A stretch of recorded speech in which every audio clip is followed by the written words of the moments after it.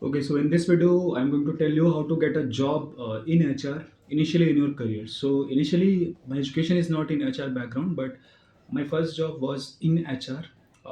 You can say due to some luck factors, or maybe during that time I had good communication skills. That could be one of the reasons. So the basic entry level thing that you can learn is talent acquisition.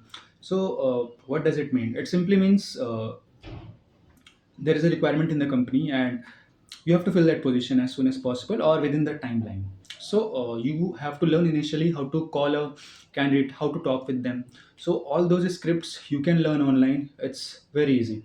Okay. That is one way you can enter into HR initially through talent acquisition or a recruiter position that you may get online.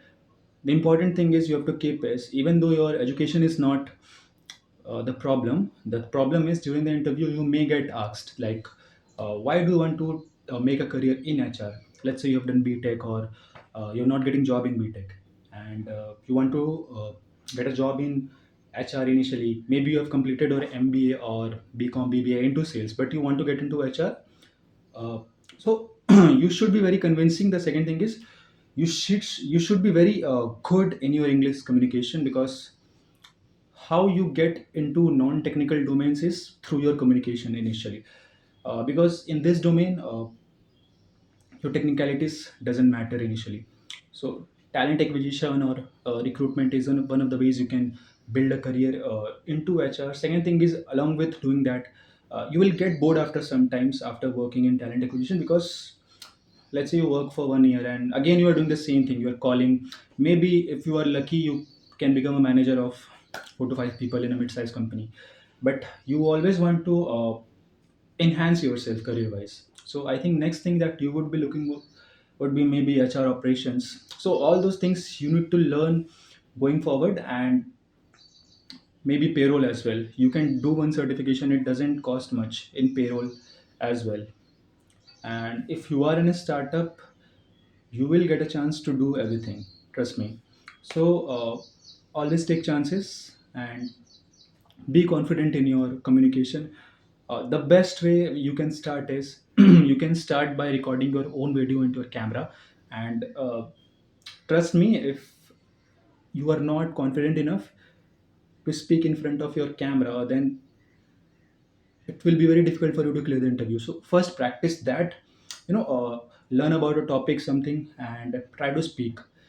Second is, this happens most of the time, the interviewer asks to give your introduction. So if you are very excellent in your introduction part, trust me, it gives the first impression, and trust me, 80% you were selected if you give a fabulous introduction.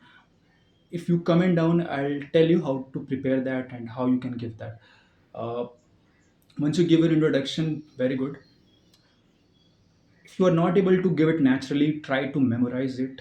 Because see, what are the after effects of memorizing a good answer? You automatically becomes more confident in other question answers.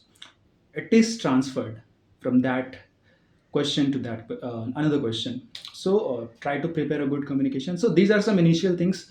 There are much deeper things as well, but as you go on, if you comment on what do you want. I've been working for around 3 years, and in these 3 years I have worked across different industries. That is steel plant, a startup in Bangalore, then insurance company as well, across different profiles, learning and development. So if you want, you can go check out my LinkedIn as well.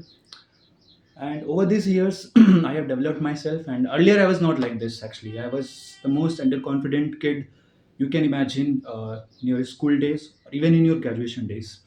The change started to reflect just after I got my first internship in Bangalore. It was a startup, and there I got exposed to many things since it was a startup. I had to directly communicate with the mentors in different big companies, big four companies. There, I was kind of a product role, in a product role. So there are different factors which may affect you how you grow. It's up to you. So this was my today's tips on how to get into HR. If you want more deep videos, please comment. I'll try to make videos. Thank you.